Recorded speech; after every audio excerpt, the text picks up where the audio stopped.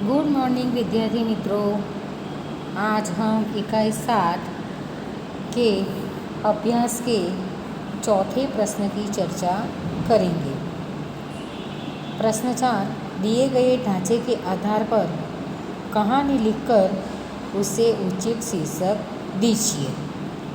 विद्यार्थी मित्रों, पहले यहाँ पर ढांचा यानी कि कहानी के मुद्दे दिए गए हैं और हमें उसके आधार पर कहानी लिखनी है और उसका उचित शीर्षक देना है। तो विद्यार्थी मित्रों, हम पहले उसके ढांचे को पढ़ते हैं। एक नाई, चमत्कारी मुर्गी मिलना, मुर्गी का रोज़ सोने का एक अंडा देना, नाई का अमीर हो जाना, शहर भर में चर्चा, इज्जत बढ़ना, सारा सोना एक साथ पाने की लालसा जागना, मुर्गी को मार डालना, अंडे मिलना बंद होना, लालच में सोने के सब अंडे खो देना, सीख।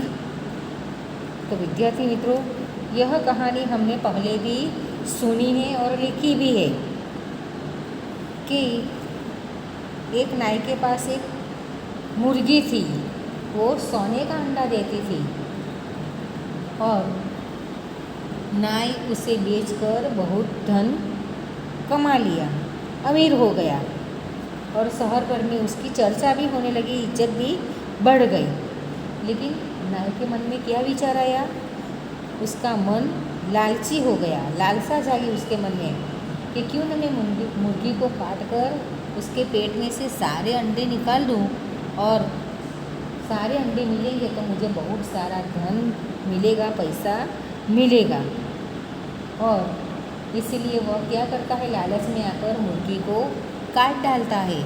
लेकिन क्या मुर्गी के पेट में से एक भी अंडा नहीं निकला और सब अंडे तो उसने खो दिए और फिर पछताने लगा। तो विद्यार्थी मित्रों, हमारा शीर्षक है लालच का फल। कि किसी गांव में एक नाई रहता था। नाई यानी कि जो दाढ़ी मूछ काटता है, बाल काटते हैं, उसको नाई कहते हैं। वह बहुत गरीब था, कि बहुत ही गरीब था, सामान्य परिवार का। एक दिन वह एक सेठ की हजामत कर लौट रहा था। कि सेठ की हजामत करके वह लौट रहा था। हजामत करके यानी बाल दाढ़ी मूछ के सब बाल काट के वह अपने घर आ रहा था। रास्ते में उसे एक मुर्गी मिल गई। कि रास्ते में उसे क्या मिल गया? मुर्गी। वह मुर्गी बहुत चमत्कारी थी। कि चमत्कारी यानी चमत्कार करने वाली। वह रोज़ सोने का एक अंडा देती थी। वह मुर्गी क्या करती थी? रोज़ अंडा तो देती थी, लेकिन कैसा अंडा? सोने का।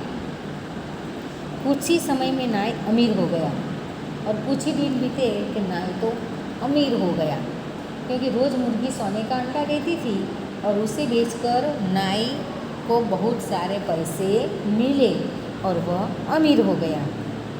शहर भर में उसकी चर्चा होने लगी, लोगों में उसकी इज्जत बढ़ गई।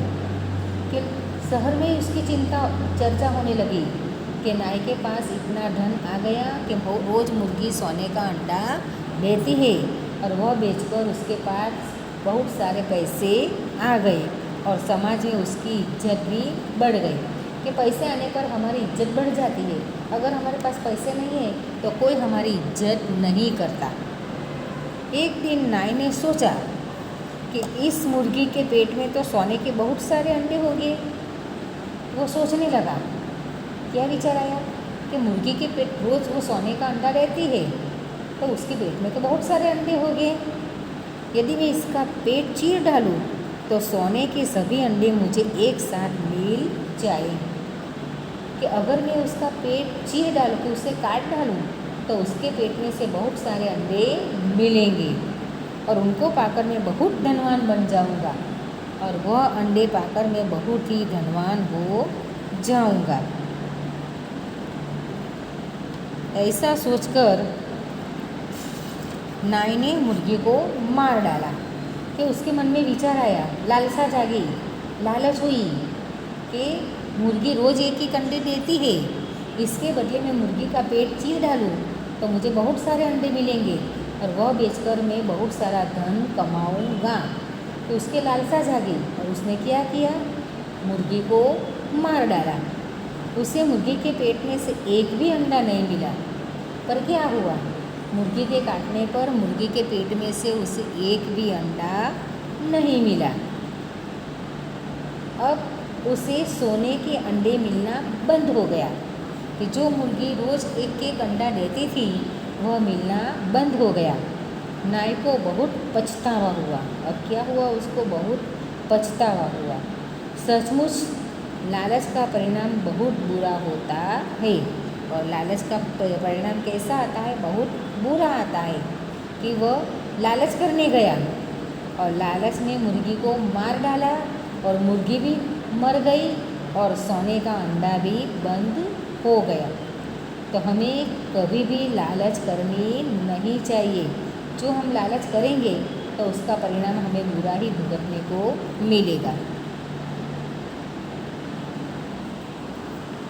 विद्यार्थी मित्रों, अब हमारा प्रश्न आता है 5वां। और 5वें प्रश्न में हमें चित्र दिए गए हैं कि हमें 6 चित्र दिए गए हैं और चित्र पर से हमें कहानी का निर्माण करना है। तो विद्यार्थी मित्रों, हम चित्र देख के जाएंगे और कहानी का निर्माण करते जाएंगे। क्या आपको पता है कि कहानी का निर्माण चित्र को देखकर करना है? और कहानी का निर्माण करने से हमारी तर्क शक्ति और ज्ञान में वृद्धि होती है और हमारी बुद्धि शक्ति में भी बढ़ावा होता है। कि यहाँ पर जंगल का राजा शेर है। वह क्या करता है कि रोज़ के कई जानवरों को शिकार करता था। कि किसी जंगल में एक सिंह रहता था, वह कई जानवरों का शिकार करता था कि दिन में कई जानवर वो खा जाता था। इसलिए सब जानवर भयभीत और चिंतित रहते थे कि सब जानवर डर गए थे कि उसे भय था कि कभी वह हमें भी मार डालेगा और खा जाएगा। और एक दिन क्या हुआ कि दूसरे चित्र में दिखाई देते हैं ने कि शेर है और उसके आसपास में जानवर है। एक दिन जंगल के पशुओं ने मिलकर सिंह से प्रार्थना की। सब मिले और सिंह से प्रार्थना करने लगे कि आप जंगल में शिकार के लिए न निकले। क्या प्रार्थना की कि आप जो जंगल में शिकार के लिए जाते हैं वह न निकले।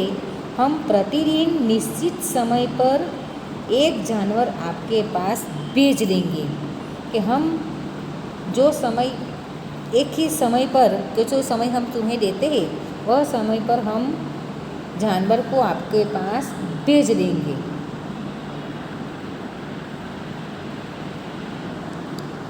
अब निश्चित समय पर रोज़ एक जानवर सिंह के पास आने लगा।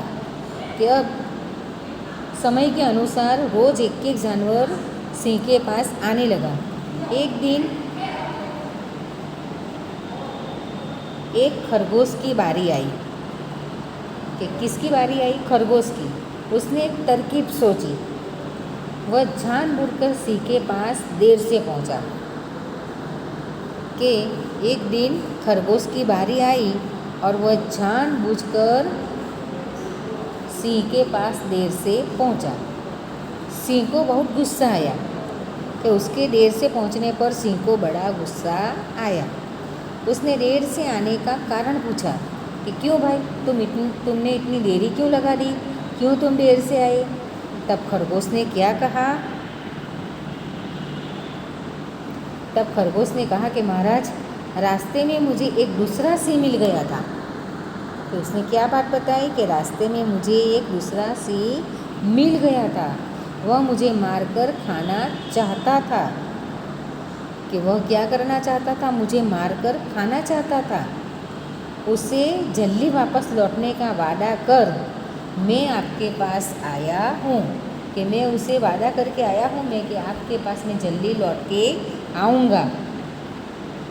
जंगल में दूसरा सिंह होने की बात सुनकर सिंह आपे से बाहर हो गया, यानी कि बहुत उसे अधिक गुस्सा आया कि अपना आपा खो बैठा हो, कि उसको जो खरगोश ने बताया कि दूसरा सिंह मिला और वह उसे खाना चाहता था, तो वह अपना आपा खो बैठा, यानी कि बहुत गुस्सा किया उसने और गरज कर बोला, चल दिखा मुझे कहाँ है वो दूसरा सिंह।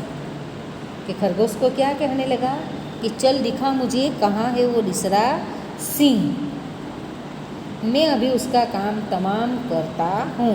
कि मैं अभी उसका काम तमाम करना यानी कि उसको मार डालना। खरगोश सिंह को एक गहरे कुएं के पास ले गया। कि खरगोश ने क्या किया कि वह एक कुएं के पास सिंह को ले जाता है और बोला, महाराज इसी में छिपा है वह दुष्ट, कि वह दुष्ट इसी में छिपा है। ऐसा करके वह कुएं के पास सिंह को ले जाता है। सिंह ने कुएं में झाँका यानी कि देखा, कि सिंह ने कुएं में देखा, कुएं के पानी में उसे अपनी परछाई दिखा दी। क्या दिखाई दिया कि उसे अपनी ही परछाई दिखाई दी। उसी को दूसरा सिंह समझकर वह कुएं में कूद पड़ा और अपना आपा तो खो बैठा था, इसीलिए गुस्से से तरबतर होकर उसको जैसे ही पानी में अपनी परछाई दिखाई दी कुएं के पानी में, तो वह कुएं में कूद पड़ा और डूबकर मर गया। खरगोश की जान बच गई। जंगल के दूसरे जानवरों ने भी राहत की सांस ली और खरगोश को धन्यवाद दिया, और जंगल के दूसरे प्राणी भी खुश हो गए और सबने राहत की श्वास लिए, यानी कि सबको शांति हो गई, सब निश्चित हो गए और सबने खरगोश को धन्यवाद दिया। तो सीख क्या है? एक छोटा सा खरगोश अपनी अक्ल से कैसे सिंह को कुएं में ढकेल देता है, यानी कि जो सिंह रोज़ एक जानवर को खा जाते थे, वो उसकी चुगल से वह सब जानवर बच गए। तो सीख क्या होगी कि ताकत से अक्ल बड़ी होती है। कि सिंह तो शक्तिशाली था, लेकिन खरगोश ने अपनी अक्ल दौड़ाई और वह अक्ल से जीत गया। जो काम ताकत से न हो उसे अक्ल से करना चाहिए, कि जो ताकत नहीं कर पाती है वो काम अक्ल कर सकती है। इसीलिए हमें हमेशा अपनी अक्ल दौड़ानी चाहिए, अक्ल से ही काम करना चाहिए। अब हमारा प्रश्न छठा है विद्यार्थी मित्रों, कि प्यासा कौवा कहानी में कौवा, मटका, पानी, पत्थर, धूप जैसे पात्र वस्तुएं हैं। ये सब कहानी की प्रतिक्रिया के रूप में अपनी प्यारी छोटी चाची को जो बताते हैं वो आप लिखिए। तो विद्यार्थी मित्रों, यह आपको ये प्रश्न का उत्तर खुद लिखना है। अब विद्यार्थी मित्रों, शब्दों के भेद को जानकर उसका वाक्य में प्रयोग कीजिए।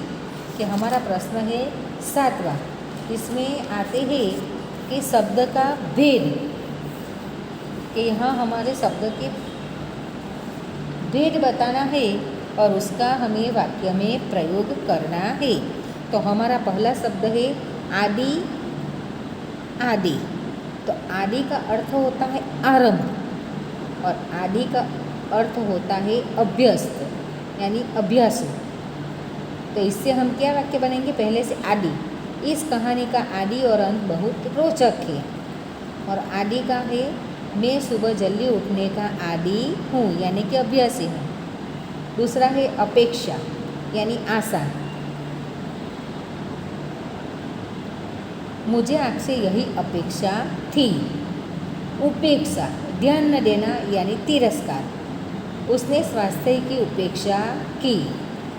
तीसरा है अशक्त और आसक्त। अशक्त का अर्थ है कमज़ोर और आसक्त का अर्थ है मुग्ध, आकर्षित। तो पहला अशक्त के से वाक्य बनाएंगे, बीमारी ने उसे अशक्त बना दिया। और आसक्त, मुग्ध यानी आकर्षित, राजा सत्यवती पर आसक्त था। गृह, घर, यह हमारा नया गृह है।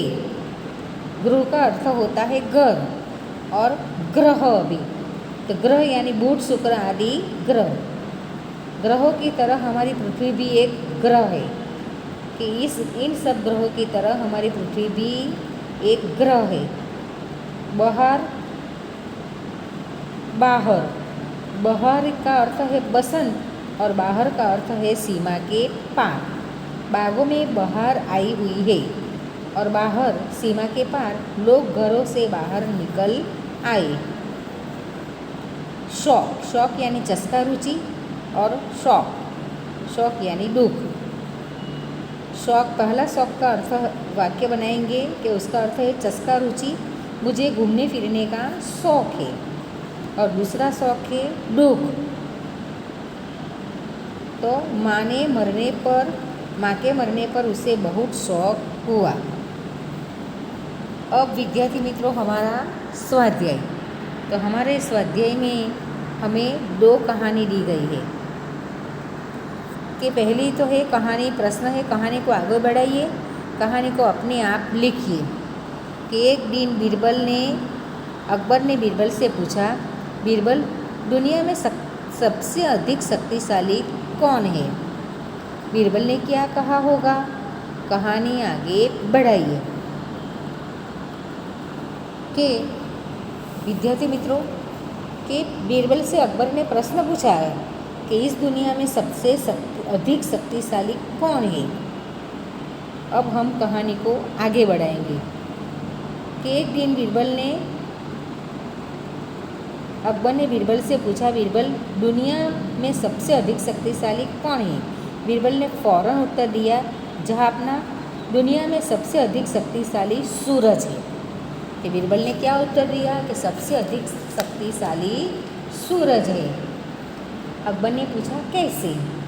तब बीरबल ने कहा, हुजूर दुनिया में 3 ही बड़ी शक्तियाँ हैं, हवा, पानी और सूरज। एक बार इन तीनों में बहस छिड़ गई कि उसमें सबसे अधिक बलवान कौन है। तब सूरज ने कोट पहनकर सड़क से गुजरने वाले एक यात्री की ओर संकेत कर कहा, जो इसका कोट शरीर पर से उतरवा दे वह सबसे अधिक बलवान है। कैसे? तो हवा, पानी और सूरज है और हवा, पानी और सूरज में क्या हो गई? बहस हो गई कि इन तीनों में सबसे शक्तिशाली कौन है। तो उन्होंने क्या शर्त रखी सबने कि जो इस यात्री का कोट उतरवा सके वह दुनिया में सबसे अधिक शक्तिशाली है। तो हवा ने कहा, इसमें कौन सी नई बात है, अभी मैं इसका कोट उतरवा कर बताती हूँ। तो हवा क्या कहती है, मैं अभी इस यात्री का कोट उतरवा कर बताती हूँ। ऐसा कहकर हवा जोर से चलने लगी। उसने तूफान का रूप ले लिया, पर इससे वह आदमी अपने कोट को और कसकर पकड़े रहा। कि तूफान का रूप ले लिया हवा ने, और इससे तो क्या हुआ कि वह यात्री बराबर कसकर कोट पकड़े रहा, यानी कसकर कोट उसने पकड़ लिया। आखिर हवा ने अपनी हार मान ली कि यात्री ने कोट छोड़ा नहीं, कोट निकाला भी नहीं, उन्होंने तो अपने कोट को कसकर पकड़ लिया। अब पानी को अपनी ताकत दिखानी थी कि अब बारिश हुई कि जोर की बरसात होने लगी। यात्री एक घने पेड़ के नीचे खड़ा हो गया, फिर भी वह भीग गया कि वह बारिश हो गई। और बारिश में यात्री क्या करने लगा? पेड़ के नीचे खड़ा हो गया, फिर भी वह भीग गया, पर अपना कोट नहीं उतारा। कि उसने भी अपना कोट उतारा नहीं। कोट के कारण उसकी कमीज़ और बनियान अधिक नहीं भीगी। कि उसने जो कोट पहना था इसके कारण उसकी बनियान और कमीज़ अधिक नहीं भीग सकी। पानी ने भी अपनी हार कबूल कर ली। कि जैसे हवा ने अपनी हार कबूल कर ली, वैसे ही पानी ने भी अपनी हार कबूल कर ली। अब सूरज की बारी थी। उसने ज़ोर से तपना शुरू किया। अब किसकी बारी आ गई? सूरज की। उसने भी ज़ोर से तपना शुरू कर दिया। गर्मी से बेहाल होकर यात्री ने कोट कोट उतारकर कंधे पर डाल दिया कि अब सूरज की बारी आई और सूरज ने जोर से तपना शुरू किया, अधिक से अधिक गर्मी से बेहाल हो गया यात्री। और उसने क्या किया, अपना कोट उतारकर कंधे पर डाल दिया। इस तरह सूरज यात्री का कोट उतरवाने में सफल रहा कि हवा ने भी नहीं उतरवा सका यात्री का कोट, पानी भी नहीं उतरा सकी यात्री का कोट, लेकिन यात्री का कोट किसने उतरवाया? सूरज ने। क्यों? क्योंकि गर्मी बहुत बढ़ गई, इसलिए यात्री ने अपना कोट उतारकर अपने कंधे पर डाल दिया। उसने अपने को सबसे अधिक शक्तिशाली सिद्ध कर दिखाया कि किसने सबसे अधिक शक्तिशाली सिद्ध किया? तो सूरज ने, क्योंकि सूरज ने यात्री का कोट निकलवा दिया। अकबर बीरबल की बात सुनकर खुश हो गया। अब अकबर भी बीरबल की बात सुनकर खुश हो गया। और अब हमारी कहानी को आगे बढ़ाने में है, गेंद स्कूटर के साथ नहीं चली गई, कहीं चली गई। उसके बाद गेंद के साथ क्या क्या हुआ होगा, सोचकर बताओ। तो विद्यार्थी मित्रों, आपको यह कहानी खुद बनानी है और खुद गेंद के बारे में लिखना है। और प्रश्न 2, ढांचे पर से कहानी लिखिए कि एक कुत्ता, मुंह में रोटी का टुकड़ा, छोटे पुल पर से जाना, पानी में अपनी परछाई देखना, परछाई को दूसरा कुत्ता समझना, रोटी का टुकड़ा छीन लेने के लिए भौंकना, अपना टुकड़ा गंवाना, सीख। तो विद्यार्थी मित्रों, आपको यह कहानी भी, कि मैंने इतनी सारी कहानी की चर्चा की, लेकिन यह कहानी भी आपको लिखनी है। और बाकी की कहानी की PDF में आपको भेजूंगी।